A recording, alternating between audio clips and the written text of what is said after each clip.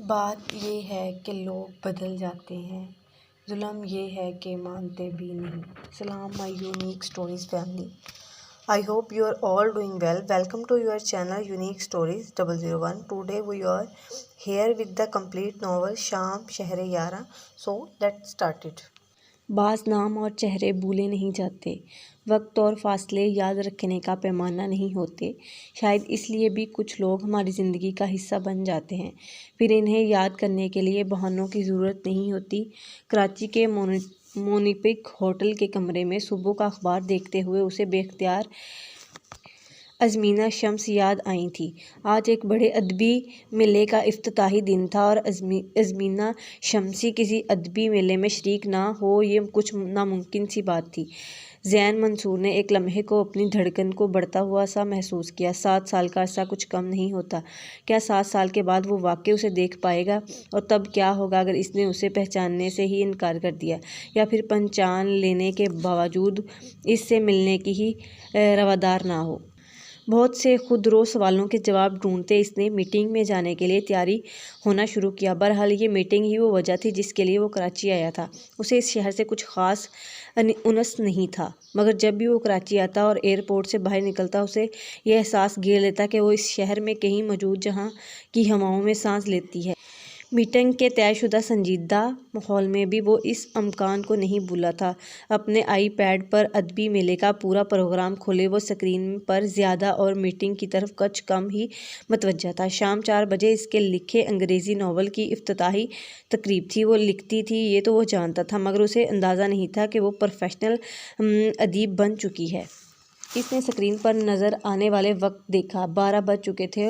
اسے کسی بھی حال میں 4 بجے کارلٹن ہوٹل پہنچنا تھا۔ 7 سال بعد ہی صحیح اس نے ازمینہ شمس کے روبرو جانے کا فیصلہ کر لیا تھا، اور اگر وہ یہ سمجھ رہا تھا کہ ہوٹل کارلٹن پہنچتے ہی اسے وہ نظر آ جائے گی تو وہ پاگل تھا۔ وہاں تو ایک جم وفیر تھا اور گویا ایک دنیا امڑ آئی تھی۔ اس ادبی میلے میں صرف کراچی سے تعلق رکھنے والے ادیب کے شائقین ہی وہاں نہیں تھے، وہاں تو ملک کے مختلف کونوں سے لوگ آ پہنچے تھے۔ بیرون ملک سے آنے والے مہمان ان کے علاوہ تھے۔ کارلٹن کی وسیع اور خوبصورت عمارت کئی ہزار گز پر پھیلی تھی اور اس عمارت کو چاروں جانب سے سبزے کے قطعوں نے گھیرا ہوا تھا، مگر جو بات اسے دیگر ہوٹلوں سے مختلف بناتی تھی وہ ہوٹل سے جڑا سمندر کا کنارہ تھا، جہاں سے ایک تو پرلطف ہوا کے نرم جھونکے آتے اور دوسری جانب اس کے کنارے لنگر اندازی وہ مختلف کشتیاں بھی تھیں جو آپ کو سمندر کی سیر کی دعوت دیتی دکھائی دیتی ہیں۔ ہر عمر، ہر طبقے، ہر رنگ، ہر تناسب کے لوگ، اور صرف لوگ ہی لوگ، طرح دار عورتیں، مرد حضرات، نوجوان نسل کے نمائندے افراد، کون نہیں تھا وہاں؟ اور سب ہی مصروف ایک حال سے دوسرے حال میں آتے جاتے ہوئے، کتابوں سے سٹالز پر بھیت بھاؤ کرتے ہوئے یا فوڈ سٹال سے لطف اندوز ہوتے ہوئے۔ کچھ لمحوں کے لیے تو زین منصور کو یہ ہی بھول گیا کہ وہ وہاں آیا کیوں ہے۔ اسے بہت خاموشی اور پرتکلف سی میٹنگ کے بعد یہ ماحول نہایت دلچسپ لگا تھا۔ شاید یہی وجہ تھی کہ کراچی کی خوبصورتی یا کشش تھی جسے ازمینہ شمس چھوڑ کر پھر اسلام آباد واپس نہیں آ سکی تھی۔ شام کے 4 بجنے والے تھے۔ ازمینہ کی کتاب کی رہنمائی مہاراجہ ہال میں ہو رہی تھی۔ وہ ہوٹل کی نیم دائرہ نما لابی میں گھومتا مہاراجہ تک پہنچ گیا، مگر اندر پہلے ہی اس قدر رش تھا کہ بیٹھنے کو تو کیا کھڑے ہونے کی بھی جگہ مشکل سے ہی بن پا رہی تھی۔ کافی جدوجہد کے بعد اسے ہال کے دائیں کونے میں کھڑے ہونے کی جگہ مل گئی۔ سامنے اسٹیج بنا تھا جہاں 3 کرسیاں، میز اور مائیک رکھے تھے، مگر ابھی تک وہاں کوئی نہیں تھا۔ زین کو لگا اس کی سانس کچھ بے ترتیب ہو رہی ہے۔ اس نے ایک بار پھر ہاتھ میں پکڑا میلے کا پمفلٹ دیکھا۔ یہ وہی مہاراجہ ہال تھا جہاں اس نے آنا تھا۔ فرش پر بیٹھنے والے لوگوں میں لاتعداد نوجوان لڑکے لڑکیاں تھیں۔ جہاں شاید وہ پہلے ہی کافی مشہور ناول نگار تھی۔ اسے اپنی بے خبری پر افسوس ہونے لگا۔ چند لمحے مزید گزرے اور ایک خواب سی کیفیت میں اس نے ازمینہ کے ساتھ ایک اور خاتون کو اسٹیج پر آتے ہوئے دیکھا۔ وہ دونوں اب اپنی اپنی کرسیاں سنبھال چکی تھیں۔ ہال میں شور اب بہت بڑھ چکا تھا۔ کیمرہ فلش جگمگا رہے تھے۔ میزبان خاتون مائیک پر لوگوں سے خاموش ہونے کی درخواست کر رہی تھی، مگر وہ یہ سب نہ تو دیکھ رہا تھا نہ ہی سن رہا تھا۔ اس کی ہر حس صرف اس کی جانب متوجہ تھی جو اس کے عین سامنے برجمان گہرے سبز اور براؤن رنگ کے خوبصورت سے کپڑوں میں انتہائی پروقار لگ رہی تھیں۔ شانوں کے گرد براؤن شال لپیٹے پوری توجہ سے میزبان کے سوال سن رہی تھی۔ زین نے اس کے پیروں کی جانب دیکھا، وہی میچنگ جوتے جو اس کی کمزوری تھے۔ کتنا وقت گزر رہا تھا، وہ آج بھی کچھ نہیں بھولا تھا۔ اسے اپنے آپ پر حیرت ہو رہی تھی، اور پھر ہال کے ہر کونے میں اس کی آواز گونجنے لگی۔ وہ بول رہی تھی اور سب سن رہے تھے، اور ایسا تو ہمیشہ ہوا کرتا تھا۔ اسکول، کالج، یونیورسٹی، یہاں بولنے کی بات آتی، سب تمغے ازمینہ کے نام ہی ہوا کرتے تھے۔ اس نے اب اپنے ناول کے کچھ حصے پڑھ کر سنائے۔ ہال میں جہاں پہلے جس قدر شور تھا، اس وقت اسی قدر سکوت تھا، صرف اس کی آواز کی باز گشت تھی۔ زین نے چند لمحوں کے لیے آنکھوں کو بند کیا، وہاں وہ یہ آواز بھول گیا۔ 7 سال بہت طویل عرصہ ہوتا ہے، اور وقت تو ازل سے بے رحم ہی تھا۔ تالیوں کی گونج اسے ہال کے ماحول میں واپس لے آئی۔ اب زین کے سوالات کا سلسلہ شروع ہو چکا تھا، اور وہ نہایت شگفتگی سے جواب دے رہی تھی۔ اس کی مسکراہٹ اب بھی اتنی ہی پرکشش تھی، اس کی آنکھوں میں اب بھی جگنو چمکتے تھے۔ وقت شاید ازمینہ شمس کے لیے ٹھہر گیا تھا۔ 1 گھنٹہ جیسے چند لمحوں میں بیت گیا۔ اس کا سیشن ختم ہو گیا۔ میزبان خاتون لوگوں سے درخواست کر رہی تھی کہ جن لوگوں نے ازمینہ شمس سے کتاب پر دستخط لینے ہیں، وہ ایک قطار بنا کر کونے والی کرسی کے پاس پہنچ جائیں۔ مگر لوگوں نے تو پہلے ہی اسٹیج کو گھیر رکھا تھا۔ وہ سب ازمینہ کے آٹوگراف لینا چاہتے تھے، اور اس کے ساتھ تصویر بنانا چاہتے تھے۔ پتہ نہیں کتنا وقت گزرا، دوسرے سیشن کے لیے میزبان آ چکے تھے۔ ازمینہ اب کہیں نظر نہیں آ رہی تھی۔ لوگ ادھر ادھر ہونے لگے۔ اچانک زین کو لگا، اس وقت اسے ازمینہ کو ڈھونڈنا اور اس سے ملنا، بھلا وہ یہ موقع کیسے گنوا سکتے تھے۔ وہ میز کے ایک طرف بیٹھی کتاب سائن کر رہی تھی، ساتھ ساتھ تصویر بھی بنا رہی تھی۔ لوگوں کی ایک طویل قطار تھی۔ ٹی وی چینلز کے نمائندے الگ اس کے آس پاس انٹرویو کے لیے امڑ رہے تھے۔ وہ تھکنے لگی تھی، لیکن کیا یہی وقت نہیں تھا جو اس کے ان تمام برسوں کی محنت کا ثمر تھا؟ اس نے اپنی کہانیاں یوں ہی تو نہیں لکھ ڈالیں، کہیں دل جلا تھا، کہیں زخم لگے تھے اب، اور یہ سب شاید اس چیز کا مداوا تھا۔ وہ سر جھکائے لوگوں سے ان کا نام دریافت کر کے کتابوں پر دستخط کرتی جا رہی تھی۔ اب ایک اور کتاب کا پہلا صفحہ اس کے آگے کر دیا گیا تھا۔ اس نے نام پوچھا۔ آس پاس شور کافی زیادہ تھا، اسے ٹھیک سے نام سنائی نہیں دے رہا تھا۔ شاید اس نے دوبارہ نام دریافت کیا، اور ساتھ ہی سامنے کھڑے شخص کو دیکھنے کے لیے سر اونچا کیا۔ زین منصور۔ نہیں، شور زیادہ نہیں تھا۔ اس نے پہلی بار ہی یہ نام بالکل ٹھیک سنا تھا، اور کوئی اس کا ہم نام ہو بھی کیسے سکتا تھا؟ ہاتھ میں تھاما قلم، دل کی دھڑکن، تھکی ہوئی سانسیں، اور اس کو دیکھتی ہوئی آنکھیں، اس ایک لمحے میں سب کچھ تھم گیا تھا۔ اس نے بارہا اس گزرے برسوں میں یہ خواب دیکھے تھے کہ وہ اس سے کہیں نہ کہیں تو ضرور ملے گی، مگر یوں چند لمحے لگے تھے، بس چند لمحے۔ پھر اس نے خود کو سنبھال لیا۔ ان کچھ برسوں میں یہ سب کچھ ہی تو سیکھا تھا۔ اس نے سر جھکایا اور کتاب پر کچھ لکھنے لگی۔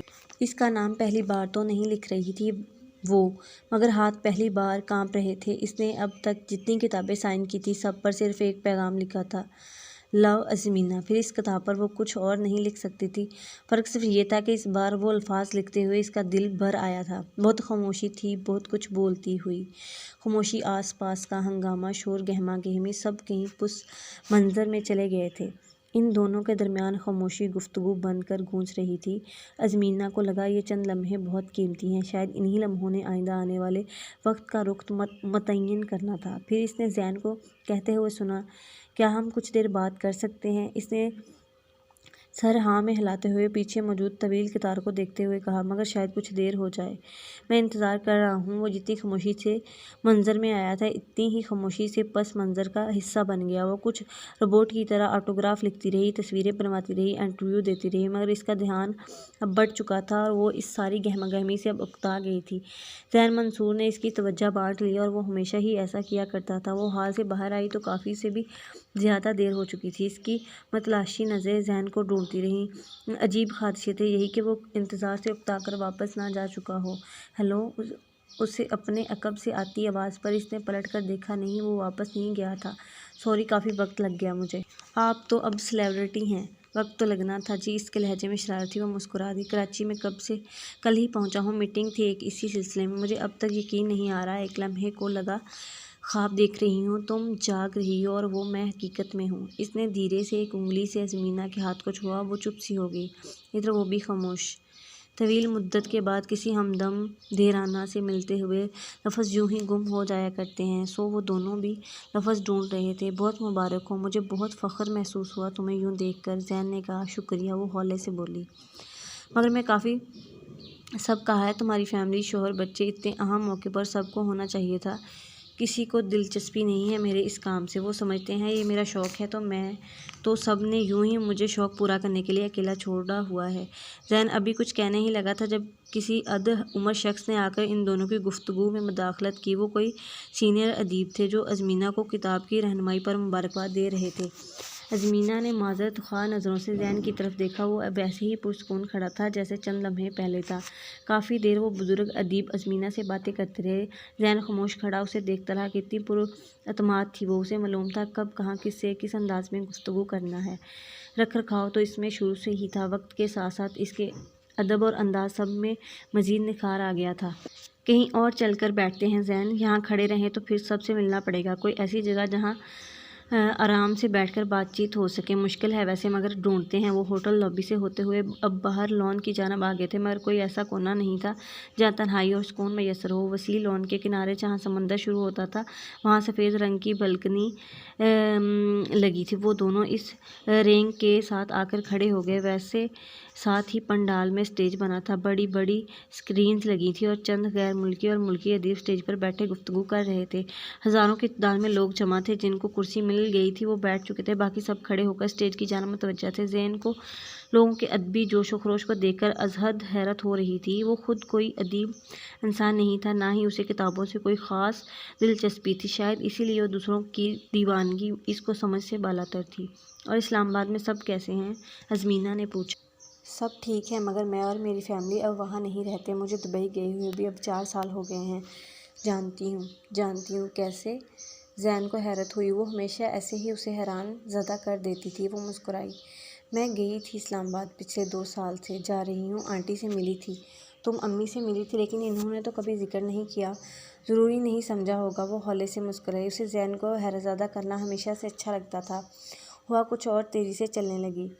ازمینہ کے بال اڑ کر بار بار اس کے چہرے پر آتے تھے اور وہ انہیں کان کے پیچھے کرتی۔ ہر تھوڑی دیر بعد وہ مڑ کر وہاں دیکھنے لگتی جہاں سٹیج بنا تھا اور کوئی ادبی سیشن جاری تھا۔ وہ کچھ دیر خاموش کھڑا اسے دیکھتا رہا۔ اسے لگا وہ پہلے سے کہیں زیادہ پرکشش ہو گئی ہے۔ اس کے مزاج میں ایک عجیب سا ٹھہراؤ تھا، کہیں مختلف سا تاثر اس کی شخصیت میں جو اسے چند سال پہلے والی ازمینہ سے زیادہ خوبصورت بنا رہا تھا۔ وہ کسی نیوز چینل کا نمائندہ تھا جو ازمینہ کو فارغ کھڑے دیکھ کر اس کا انٹرویو کرنے وہاں چلا آیا۔ ان کی گفتگو پھر سے ادھوری رہ گئی تھی۔ کافی دیر بعد وہ پھر سے اس کے پاس چلی آئی۔ یہ سب یوں ہی چلے گا؟ شاید ہم سکون سے بات نہیں کر سکیں گے۔ آئی ایم سوری، وہ اسے شرمندگی سے بولی۔ کیا ہم کہیں اور جا سکتے ہیں؟ وہ جانتا تھا اتنے سالوں بعد یہ سوال کچھ مناسب نہیں تھا، مگر پھر بھی اس نے پوچھ لیا۔ نہیں، یہ ممکن نہیں میرے لیے۔ اس کی آنکھوں میں بے چینی تھی۔ یہاں کب تک ہو؟ رات 10 دن۔ آج کے دن کے لیے خصوصی اجازت لے کر آئی ہوں۔ وہ مسکرائی۔ وہ جانتا تھا شوہر کی اجازت بغیر وہ کہیں نہیں جاتی تھی۔ اسی ہوٹل میں اگر میں کوئی ایسا انتظام کر لوں جہاں ہم سکون سے بات کر سکیں تو کیا رات 10 بجے تک تم مجھے وقت دے سکتی ہو؟ ازمینہ کو لگا ایک بار پھر اس کی سانسیں تھمنے لگی ہیں۔ اتنے سالوں کے بعد آج اگر وہ ملا بھی تھا تو صرف چند گھنٹوں کے لیے۔ پھر جہاں اس کے پیروں میں زنجیریں تھیں وہاں آزاد تو وہ بھی نہیں تھا۔ وہ یہ موقع کیسے گنوا سکتی تھی؟ مگر اسے یہ بھی معلوم تھا کہ اس ہوٹل میں ایسا کوئی موقع نہیں میسر آئے گا۔ اسے عجیب بے نام اداسی نے آن گھیرا۔ میں یہیں ہوں زین منصور، رات 10 بجے تک۔ دیکھتے ہیں ہم آج بھی بات کر سکتے ہیں یا نہیں۔ وہ اسے وہیں سمندر کنارے تیز ہوا میں اڑتے بالوں سمیت چھوڑ کر جا چکا تھا۔ اسے واپس آنے میں آدھا گھنٹہ لگ گیا۔ ازمینہ کو لگا وہ مایوس ہی لوٹے گا۔ اتنے ہزاروں کی تعداد میں موجود لوگوں کے درمیان کوئی انتہائی کم موقع گوشہ کیسے مل سکتا ہے؟ مگر پھر بھی ایک موم سی آس پر وہ اس جگہ کھڑی رہی جہاں وہ اسے چھوڑ کر گیا تھا۔ وہ خاموش کھڑی اسے اپنی جانب آتا دیکھتی رہی۔ سیاہ ٹی شرٹ اور نیلی جین میں وہ یونیورسٹی کے دنوں والے زین سے کچھ کم ہینڈسم تو نہیں لگ رہا تھا، مگر اس کی آنکھیں تکی تکی تھیں اور اس کے بالوں میں کہیں کہیں سرمائی رنگ جگتا تھا۔ چلیے مادام۔ کہاں؟ جہاں میں لے کر جا رہا ہوں۔ مگر کہاں؟ Do you trust me Azmina? If you then you not ask question. پھر اس سے کچھ نہیں بولا۔ وہ خاموشی سے اس کے پیچھے ہو لی۔ وہ اسے وہاں لے کر آیا جہاں سے سمندر کی سیر کی کشتیاں لی جاتی تھیں، مگر وہ کوئی چھوٹی سی کشتی نہیں تھی، وہ تو کافی جہاز نما کشتی تھی جس پر ڈنر پارٹیز دی جاتی تھیں۔ ایسے ہی کسی کشتی میں وہ ایک پارٹی میں شامل ہو چکی تھی، مگر اس نے اب کوئی سوال نہیں کرنا تھا۔ وہ زین کو ناراض نہیں کر سکتی تھی، اس لیے خاموشی سے اس کے ساتھ کشتی میں چلی آئی۔ وہ اسے اوپر لے کر آیا۔ وہ گول چکر دار سیڑھی تھی جو کشتی کے عرصے پر لے کر جاتی تھی۔ ازمینہ اس کے ساتھ اوپر آ گئی۔ اس کی نظریں آس پاس لوگوں کو ڈھونڈتی رہیں لیکن ابھی تک اسے وہاں کوئی اور دکھائی نہیں دیا۔ اس کے اوپر آتے ہی کشتی چل پڑی، بہت آرام سے، دھیرے دھیرے۔ وہ دونوں ہوٹل میں موجود ہجوم سے دور ہوتے جا رہے تھے۔ ازمینہ نے پلٹ کر زین کو دیکھا، یوں جیسے وہ کچھ کہنا چاہ رہی ہو مگر کہہ نہ پا رہی ہو۔ وہ بے ساخت مسکرایا تھا۔ کیا کہنا ہے کہو، نہیں ڈانٹوں گا اب۔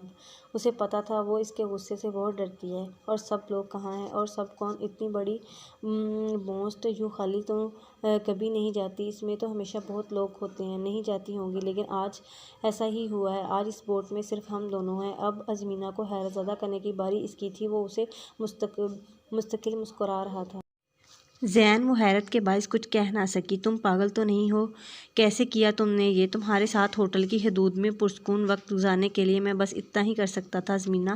ہمارے پاس صرف 3 گھنٹے ہیں اور ہم نہیں جانتے یہ لمحے پھر کبھی ملیں گے یا نہیں۔ اس کی آواز میں کوئی خلش تھی جو ازمینہ کے دل تک پہنچ رہی تھی اور سمندر گواہ ہو رہا تھا۔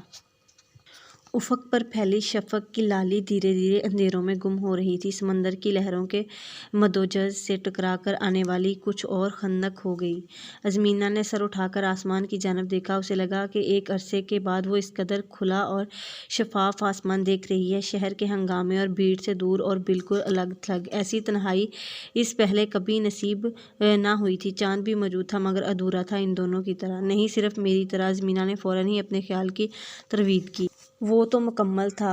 آپ اپنی میڈیٹیشن سے باہر آنے کا کوئی ارادہ رکھتی ہیں؟ اسے زین کی مسکراتی آواز اس سمندر میں کشتی کے عرصے پر واپس لے آئی۔ میں یہی ہوں، وہ دھیرے سے بولی۔ کیا سوچ رہی تھی ویسے؟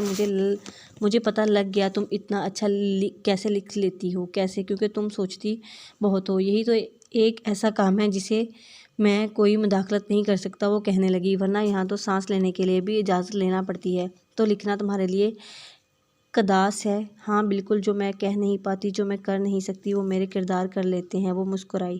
چلو اچھا ہے، تم نے کوئی راستہ تو ڈھونڈا نکالا ہے، بہت سے لوگ یہ بھی نہیں ڈھونڈ پاتے۔ وہ شانے اچکاتے ہوئے بولا۔ مجھے نہیں لگتا تم سمجھ سکتے ہو جو میں کہنا چاہ رہی ہوں۔ وہ بولی۔ وہ کیسے؟ جب آپ اپنے پسندیدہ حالات میں جی رہے ہوں، جہاں پر وہ میسر ہوں جو آپ کی اپنی خواہش ہو، پھر آپ ان لوگوں کو کیسے سمجھ سکتے ہیں جو مسلسل محرومی کے احساس کا شکار ہوں؟ اور میرا یہ خیال تھا کہ تم ایک مکمل زندگی گزار رہی ہو اور بہت خوش ہو۔ زین کے لہجے میں پہلی بار فکر مندی تھی۔ اور تم بھی شاید یہ خیال کر رہی ہو کہ میں زبردست قسم کی آئیڈیل زندگی بسر کر رہا ہوں۔ وہ چپ رہی، مگر اس کی خاموشی میں 100 سوال تھے جنہیں اس لمحے صرف وہ سن رہا تھا۔ کبھی کبھی ہم تصور کا صرف وہ رخ دیکھ رہے ہوتے ہیں جو ہم دیکھنا چاہتے ہیں، کیونکہ وہی رخ سب سے زیادہ واضح ہوتا ہے، ازمینہ نے کہا۔ مگر ہر تصویر مکمل نہیں ہوتی، اس کی خامی یا کمی ہر کسی کو دکھائی نہیں دیتی۔ کم سے کم تم تو یہ بات نہیں کر سکتے زین منصور، تمہاری تصویر تو ہر اینگل سے مکمل ہے۔ تم جیسے خوبصورت اور کاملیٹ سب کچھ چاہتے ہوتا ہے، تم جو پروفیشنل ہو، تم جو اعلیٰ برانڈڈ سے کم کچھ منتخب نہیں کرتے، تم جس نے شادی کے لیے کیمپس کی سب سے خوبصورت لڑکی کو چنا تھا، تم میری بات کیسے سمجھ سکتے ہو؟ وہ سر جھکائے خاموشی سے اس کی بات سنتا رہا۔ چند لمحوں کے وقفے کے بعد جب اس نے سر اٹھا کر ازمینہ کی طرف دیکھا تو وہ مسکرا رہا تھا، مگر اس کی مسکراہٹ میں کوئی ایسی تھکن تھی جسے سمجھنے کے لیے ازمینہ کو ابھی بہت محنت کرنا تھی۔ مجھے لگتا ہے ازمینہ یہ 3 گھنٹے بہت کم ہوں گے اگر میں نے تمہیں یہ بتانا شروع کر دیا کہ کبھی کبھی پرفیکٹ لوگوں کے لیے زندگی بڑے کڑوے امتحان لے کر آتی ہے۔ بہت بے دلی سے وہ مسکرایا تھا۔ جو مل گئی ہیں یہ گھڑیاں، انہیں غنیمت جانیے۔ وہ مسکرائی۔ ہم کو ملی ہیں آج یہ گھڑیاں نصیب سے۔ زین کی خندق سی آواز پر وہ کھلکھلا اٹھی۔ تمہاری مسکراہٹ سمیت کوئی چیز نہیں بدلی ازمینہ، ایسا لگتا ہے تم وہیں کھڑی ہو اور میں کہیں بہت آگے نکل گیا ہوں۔ ہاں میں وہیں کھڑی ہوں، حالانکہ مجھے یہ بھی پتا ہے کہ تم پلٹ کر دیکھنے والوں میں سے نہیں ہو۔ وہ کچھ نہیں بولا، خاموشی سے اسے دیکھتا رہا۔ وہ اس کے سب شکوے ہی تو سننے کے لیے یہاں لے آیا تھا اسے۔ چلو ایسا کرتے ہیں، میں تمہیں سب شکایتیں سنوں گا اور کچھ نہیں کہوں گا، مگر اس سے پہلے بہت اچھے موڈ میں کھانا کھا لیا جائے۔ مجھے بھوک نہیں لگی زین، مگر میرا تو یہ ڈنر ٹائم ہے، میرا ساتھ دینے کے لیے ہی چلو۔ وہ کہتے ہوئے اس اونچی سی نشست سے نیچے اترے اور ازمینہ کو وہاں بلانے کے لیے اپنا ہاتھ آگے بڑھایا۔ اس نے اس کے بڑھے ہوئے ہاتھ کو دیکھا، اسے کچھ یاد آیا تھا۔ بہت مشکل سے اس بھولی بسری یاد کو واپس دھکیلتے ہوئے اٹھ کھڑی ہوئی اور اس کا ہاتھ تھام کر نیچے آ گئی۔ نیچے ریسٹورینٹ تھا، بہت پرتکلف انداز میں سجا ہوا، دھیمی روشنی، لائیو میوزک، دیواروں پر راستہ خوبصورت پینٹنگز اور میز پر رکھے تازہ پھول۔ سب کچھ مکمل تھا زین کی طرح، مگر ایک بار پہلے تھی جہاں آئی تھی زین۔ اس وقت یہ سب اتنا اسپیشل نہیں لگا تھا۔ وہ کسی ٹین ایج کی طرح خوشی ہوتے ہوئے بولی۔ کس کے ساتھ آئی تھی؟ زین نے آنکھیں گھماتے ہوئے پوچھا۔ کسی نیوز چینل والوں نے دعوت نامہ بھیجا تھا۔ تمہارا کیا خیال ہے میں ٹریٹ پر آئی تھی؟ نہیں، وہ تم آج آئی ہو اس لیے سب اتنا اسپیشل لگ رہا ہے، وہ شرارت سے مسکراتے ہوئے بولا۔ ازمینہ کھل کر ہنسی۔ وہ بالکل نہیں بدلا تھا۔ وہاں مختلف لزومات تھے، مگر زین نے جتنا شور مچایا تھا اس قدر کم کھا رہا تھا۔ ازمینہ کی تو بھوک آج اسے دیکھ کر ہی اڑ چکی تھی۔ موسم خوشگوار تھا اور میوزک دل نواز۔ مجھے یہ ویلین پسند آ رہا ہے۔ ازمینہ کتنا اچھا بجا رہا ہے نا؟ زین نے اچانک کہا۔ وہ لوگ اب کافی پی رہے تھے۔ بالکل، میں بھی یہی کہنے والی ہی تھی تم سے۔ کوئی خاص گیت جو تم سننا چاہو؟ وہ اس کی آنکھوں میں دیکھتے ہوئے پوچھ رہا تھا اور ازمینہ کو سوچنے میں کوئی وقت نہیں ہوئی۔ وہ آج صرف ایک گیت سننا چاہتی تھی۔ ویلن پلیئر دھن بجا رہا تھا اور وہ دونوں اس ایک خاص لمحے میں پھر سے جی رہے تھے، وہ لمحہ جو صرف ان دونوں کے لیے تھا، جسے ختم نہیں ہونا تھا بلکہ ایک خوشگوار یاد بن کر ہمیشہ زندہ رہنا تھا۔ زین نے گھڑی دیکھی، 10 بجنے میں ابھی 1 گھنٹہ 12 منٹ باقی تھے۔ وہ جیسے ایک ایک پل گن رہا تھا۔ ازمینہ اب تک موسیقی کے پھیلائے ہوئے سحر میں گم تھی، شاید اس لیے اسے وقت کے اتنی تیزی سے گزرنے کا احساس نہیں ہو رہا تھا۔ وہ لوگ اب باہر لے جانے والے گول چکر دار زینے پر تھے۔ ازمینہ اپنی اونچی ایڑی کے جوتوں کی وجہ سے سج سج کر قدم اٹھا رہی تھی۔ زین اس کے بالکل پیچھے تھا جب اچانک سے سمندر کی لہروں میں کوئی تلاطم اٹھا اور کشتی ڈول اٹھی۔ ازمینہ کا پیر سیڑھی میں موجود خلا میں اٹکا اور وہ بری طرح لڑکھڑائی۔ زین نے اسے سہارا دینے کی کوشش کی، مگر اس سے پہلے وہ خود کو گرنے سے بچا چکی تھی۔ کچھ دیر رینگ تھامے وہ دونوں یوں ہی کھڑے رہے۔ شاید کوئی موج بے قرار تھی، کہیں طوفان تو نہیں آ رہا زین؟ وہ سچ مچ میں خوفزدہ تھی۔ کاش وہ کھل کر ہنسا تھا۔ مگر تم بے فکر ہو جاؤ، نہ یہ ٹائٹینک ہے اور نہ تم روز۔ زین تم بھی حد کرتے ہو، یہاں خوف سے میری جان نکل رہی ہے اور تمہیں مذاق سوجا ہے۔ کچھ نہیں ہو رہا تمہیں، ابھی بہت جینا ہے تم نے۔ چلو اوپر شاباش اور پہنو ہائی ہیل، بدلنا نہیں ہے نا تم نے؟ وہاں اسلو میں سب جوتوں کی دکان والے تمہیں پہچانتے تھے، اب یہاں کراچی میں بھی یہی صورتحال ہوگی نا؟ جی نہیں، میں صرف مخصوص دکانوں سے جوتے خریدتی ہوں۔ بات کرتے کرتے وہ اپنا خوف بھلا کر اب اوپر عرصے پر آ چکی تھی۔ وہ بھی سر پکڑ لیتے ہوں گے جب تم دکان میں داخل ہوتی ہوگی اور میچنگ کے کپڑے نکال کر کہتی ہوں گی اس کلر کا جوتا چاہیے۔ ازمینہ نے گھور کر اسے دیکھا۔ تم کچھ بھولتے ہو، اتنی خواری کون بھول سکتا ہے؟ وہ میچنگ کے کپڑے اور سویٹر کے شاپنگ بیگز اٹھانا میرا کام ہوتا تھا۔ ایک بار تو تنگ آ کر امی سے میں نے تمہاری شکایت بھی لگائی تھی۔ کتنے فضول ہو تم زین، آنٹی سے میری شکایتیں کرتے تھے تم۔ اس دن جو تم نے حد کر دی تھی، کیونکہ میرا ٹریک سوٹ پرپل رنگ کا ہے، اس لیے مجھے جوگرز بھی اسی رنگ کے چاہئیں۔ ماں کے پاس جا کے دکھڑے نہ روتا تو اور کیا کرتا زین؟ ازمینہ بے ساخت ہنسی تھی۔ یہ تو واقعی زیادتی کر دی تھی میں نے تمہارے ساتھ، آئی ایم سوری۔ وہ دونوں عرصے کی رینگز پر جھک کر سمندر میں اترنے والے مدوجز کو دیکھ رہے تھے۔ چاند چپ چاپ تھا، مگر ستارے جگمگا رہے تھے اور اپنے ہونے کا احساس دلا رہے تھے۔ ہاں بالکل، کچھ تو شرمندگی ہونی چاہیے تم کو۔ جس دن تم آ کر کہتی تھی زین شاپنگ، اس دن میری حالت تباہ ہو جاتی تھی، مگر امی کہتی تھی ساری زندگی تم نے یہی کام کرنا ہے، اس لیے عادت ڈال لو۔ ازمینہ نے مڑ کر اسے دیکھا۔ صرف ایک لمحے کے فرق سے زین کو احساس ہوا کہ وہ کیا کہہ گیا ہے۔ اس بات کا یہ کوئی مناسب وقت نہیں تھا۔ ازمینہ ایک بار پھر رخ موڑ کر سمندر کی جانب دیکھنے لگی۔ زین نے اپنے بالوں میں بے اختیار ہاتھ پھیرا۔ دونوں کے درمیان اب بہت دور تلک ایک شور مچاتی خاموشی تھی۔ اس نے رینگ پر رکھے ازمینہ کے ہاتھ پر اپنا ہاتھ رکھا۔ وہ مستقل سمندر کی جانب رخ کیے کھڑی رہی۔ مجھے اندازہ ہے کہ تمہارے لیے یہ ذکر تکلیف دہ ہے، مگر کچھ باتوں کو دہرانا ضروری ہوتا ہے۔ میں نے سارا سے شادی کا فیصلہ کر کے صرف تمہیں دکھ نہیں دیا تھا، سب سے زیادہ تکلیف تو میری ماں کو ہوئی تھی۔ حالانکہ کچھ بھی طے نہ ہونے کے باوجود کم سے کم میری فیملی میں سب کو یہ اندازہ تھا کہ جب کبھی میری شادی کی باری آئی تو انہیں کسی لڑکی کو ڈھونڈنے کی ضرورت نہیں ہوگی۔ یہ سب اتنا صاف اور شفاف تھا جیسے کتاب میں لکھے حرف جو طے شدہ تھے۔ زین پلیز، ہم کوئی اور بات کر سکتے ہیں؟ اس کی آنکھوں میں درد کی لہر تھی، وہ ٹھیک سے بول بھی نہیں پا رہی تھی۔ میں نے 7 سال انتظار کیا ہے اس موقع کا، پلیز میری بات سن لو۔ ازمینہ مجھے کہہ لینے دو کہ جب تک سارا سے نہیں ملا تھا میرے پاس تمہارے سوا کوئی دوسرا آپشن نہیں تھا۔ ہم بہترین دوست تھے، ہر وقت کے ساتھی۔ چائلڈ فرینڈز، لیکن نصیب اور تقدیر پھر اور کیا ہوتی ہے کہ تمہارے ہوتے ہوئے میں سارا سے ملا اور سب کچھ بدل گیا۔ وہ میرا نصیب تھی اور تم نہیں، شاید اس لیے صرف 6 مہینوں میں میں اسے پرپوز کر چکا تھا، تم سمیت اپنے سب گھر والوں کو ناراض کر کے۔ زمینہ کی آنکھیں ایک لمحے کو بھر آئی تھیں، سب بھولے بسرے دکھ یاد آنے لگے تھے۔ تم ٹھیک کہتی ہو، میں نے کیمپس کی سب سے خوبصورت لڑکی کو پسند کیا تھا اور اس بات کا احساس سارا کو مجھ سے بھی کہیں زیادہ تھا۔ اسے اپنے حسن پر بہت ناز تھا۔ ازمینہ چپ سا رہ گئی تھا کیونکہ پھر اس سے وہ ناز چھین لیا گیا۔ زین، اس نے جیسے سانس روک کر پوچھا۔ ہم بہت خوش تھے ازمینہ، کوئی خوبصورت ساتھی ساتھ ہو تو سب کچھ خوبصورت لگنے لگتا ہے۔ 3 سال گزرے پتہ ہی نہیں لگا۔ میں دبئی میں بہت اچھی سیٹ ہو چکا تھا۔ ہم اپنی پہلی اولاد کے دنیا میں آنے کا انتظار کر رہے تھے جب وہ خوفناک حادثہ ہوا جس نے ہماری زندگی بدل دی، اور یہ سب میری لاپرواہی ڈرائیونگ کا نتیجہ تھا۔ میں تو صرف بازو فریکچر ہوا مگر سارا کو بہت زخم لگے، شیشے کے ٹکڑے اس کے چہرے میں چلے گئے۔ ہمارا بچہ اس دنیا میں نہ آ سکا۔ سارا کوما میں چلی گئی، لیکن جس بات نے سب سے زیادہ اس پر اثر ڈالا وہ یہ تھا کہ اس کا چہرہ خراب ہو گیا تھا۔ اس کی خوبصورتی کہیں غائب ہوگی، وہ آئینہ دیکھ کر چیخیں مارنے لگتی اور اب وہ ایک ڈپریشن کی مریضہ بن چکی ہے۔ ازمینہ کے ہاتھ پر رکھا، اس کا ہاتھ کانپنے لگا۔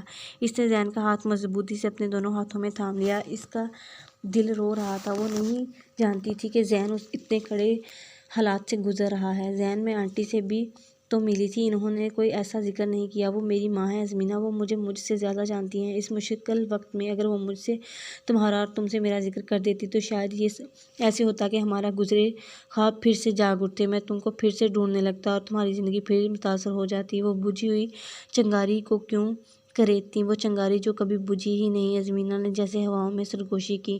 یہ بات شاید تم نہیں جانتی، شاید میں، لیکن ہم دونوں کے سوا اور کوئی نہیں۔ یہ تو ایک راز ہے ازمینہ جس کا گواہ ہمارے دلوں کے علاوہ اور کوئی نہیں ہو سکتا۔ کب سے مچلنے والا اس کی آنکھ کا آنسو اب بہہ نکلا تھا۔ اتنے سالوں کی فراقت میں وہ اس آگ میں تو جلتی رہی کہ وفا کے اس سفر کی وہ تنہا مسافر تھی اور وہ کہیں نہیں تھا۔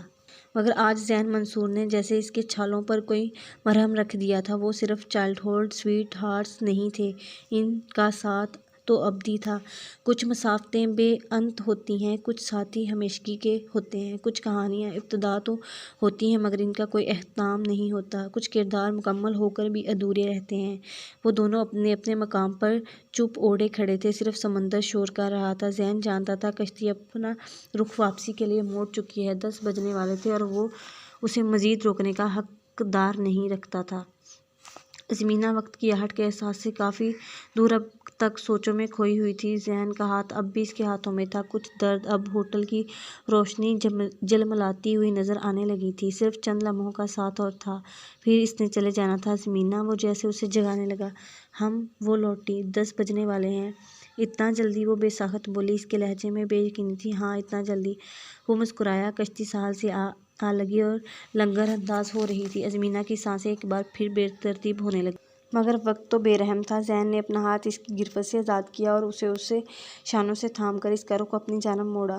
جاؤ سنڈریلا، اس سے پہلے کہ گھڑی کا کانٹا 12 پر آ جائے اور تمہیں ان ہائی ہیلز کے ساتھ بھاگنا پڑے اور تم اپنا ایک جوتا یہیں چھوڑ جاؤ۔ وہ مسکرایا مگر اس کی آنکھوں میں عجیب تھکن تھی۔ میں پرنس چارمنگ تو نہیں ہوں، وہ کچھ نہ کہہ سکی۔ یہ بھی نہیں کہ اس کے لیے وہی پرنس چارمنگ تھا، جو بھی نہیں کہ وہ اپنا ایک جوتا یہاں جان بوجھ کر بھول جانا چاہتی ہے۔ اگلی ملاقات کے لیے کوئی تو امید بن سکے۔ زین نے اپنا ہاتھ اس کے شانوں سے ہٹایا اور کچھ دور ہو کر اسے دیکھنے لگا۔ جاؤ، خدا حافظ، وہ سر جھکا کر بولی اور زینے کی جانب چلنے لگی۔ زینب تک پہنچ چکی تھی جب اس نے ایک آس پر پلٹ کر دیکھا۔ زین نے خدا حافظ کا جواب نہیں دیا تھا۔ وہ حیرت زدہ تھی، وہ اس کی جانب دیکھ بھی نہیں رہا تھا، وہ صرف اس کی پشت دیکھ سکتی تھی۔ بھیگی پلکوں کو صاف کرتے ہوئے وہ سیڑھی اترنے لگی۔ اسے آخری لمحے تک یہ سمجھ نہیں آ سکا تھا کہ کچھ کہانیوں کا اختتام نہیں ہوتا، وہ جاری رہتی ہیں۔